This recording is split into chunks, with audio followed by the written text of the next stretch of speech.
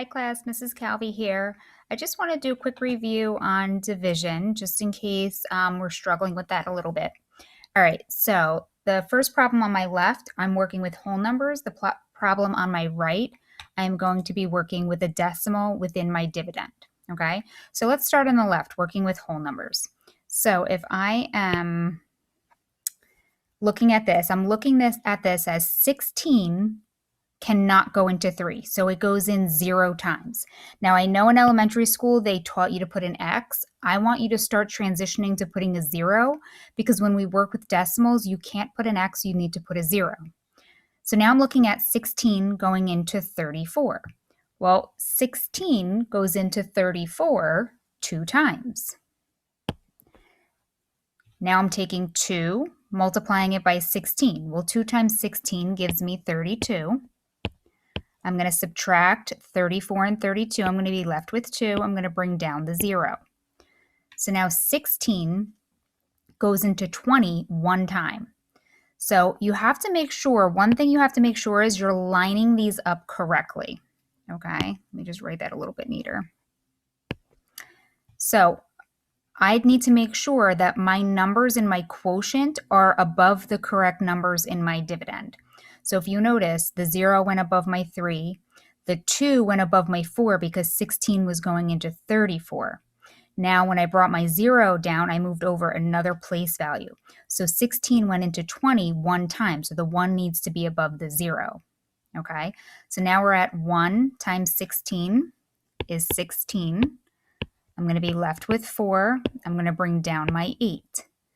16 goes into 48 exactly 3 times. My 3 goes above that 8. And I would get down to 0. So one thing about dividing, when students do not line these up correctly, they easily end up getting mixed up and end up getting an incorrect answer. So make sure neatness is really important with division. All right. Now let's look at when we have a dividend with a decimal.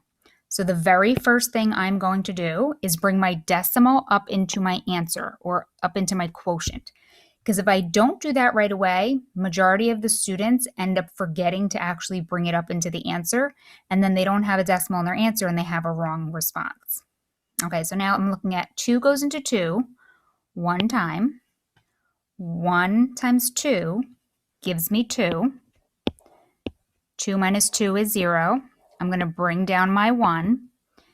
2 goes into 1 0 times. This is where students forget to put a 0 up here. So 2 does not go into 1. It goes in 0 times, so I need to put a 0 there. Now I'm bringing down my 2. So now 2 goes into 12 6 times.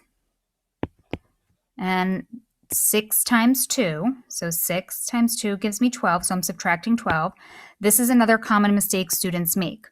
They look and they're like, oh, I'm at 0, I'm done. But you're not done because you still have more digits in your dividend that need to get used. All right, so now I'm going to bring down my 7. And 2 goes into 7 3 times without going over. 3 times 2 is 6. 7 minus 6 is 1. Bringing down my last number in my dividend, which is a 5.